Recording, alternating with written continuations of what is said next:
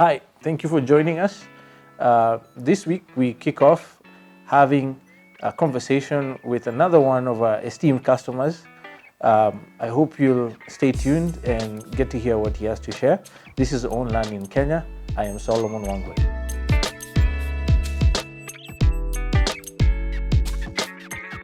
My name is Ichungwa Gichuki. Most of my friends call me Ich. I work in my company, Allen Consulting. We're an international trade policy and technology in trade consulting company. Our customers are development partners and governments in East Africa. Awesome. How long have you been doing that? I've done that for a long time now. I think from at least 2003 up till now. 2003. Yeah. I remember when we first met, you were at Trademark East Africa. Yes. I believe. Yes, I worked in various capacities in Trademark East Africa, ending as the ICT for Trade Director. Okay. Great. So, what are your philosophies, or what's your ethos, or your way of thinking as far as investment in general is concerned? Do you invest? Yes, I do. My ethos is based on my current financial standing at the time when I'm investing, and also with a bigger dream to leave a legacy for my kids and their kids. Mm-hmm. So I think more and more as my kids grow, I'm investing based on their future. Okay. And what are some of the investment vehicles you've taken advantage of? My investments are actually mostly land. Land as an investment and land, farming land. So we have a bit of small farming land, family farming land, back in Nyeri where we do tea. And then I've taken up a bit of land in Malindi, agricultural land in Malindi, and agricultural land in Timau. Timau, yes, I am familiar with your beautiful piece in Timau. Yeah. Anywhere else? Do you only invest in farmland, or do you also invest in other types of land use? Well, I've invested in other pieces of land through Goshen, and these have been investment mainly to grow my money. So equity partner in land purchase to sell afterwards, as well as a small piece where I hope I can build a second home in Nanyuki. Yeah. Okay. Well, and I guess besides land, you're not really looking into any other investment vehicles, into stock trading, or any other investment vehicles?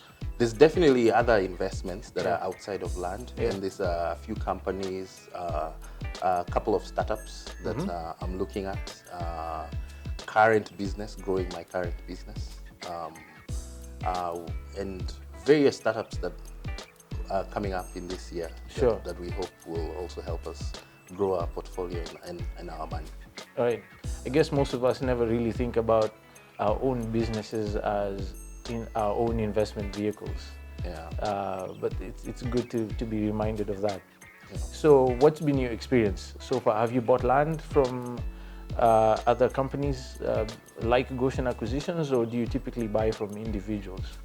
So previously, pre-Goshen, before Goshen, I've bought land from people I know very well. So family, friends that I trust.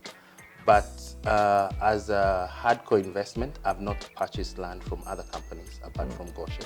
Okay. I'm happy to say I most likely might not purchase from other companies apart from Goshen. And that's because they've set the bar really high on a number of factors that pull me as a customer towards them. Oh, that's music to our ears. Yeah. Why would you say that? What things specifically do you think that Goshen Acquisitions has done right, in your view?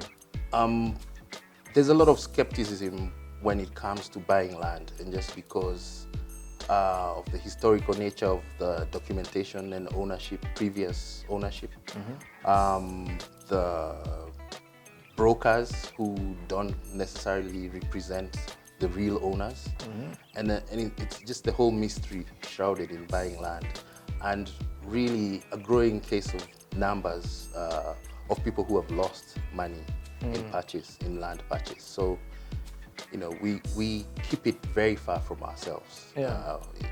It's pretty risky as an investment. What I'd say Goshen has done is they're quite diligent in the research on the ownership history and documentation. A big selling factor for me is that they own all the land that they sell, so which means the titles are clean as you buy any piece from them.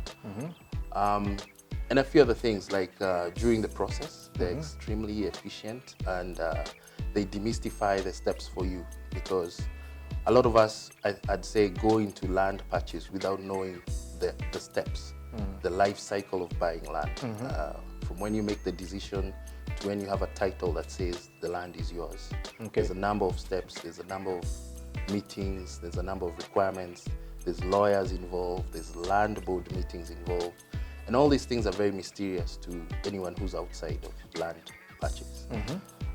Goshen keep you updated of these processes very efficiently and very well, and in the case of any delays, they let you know in time. Thank you for watching. I hope you've learned a thing or two listening to Ich share about his experience. We're going to be continuing the conversation with him in the next episode. If you have any questions about some of the things we've been discussing, please feel free to share them. We could actually ask those questions with our future guests within the next few weeks. You're watching Own Land in Kenya. I'm Solomon Wangwe. Stay tuned for more information on strategic land investment.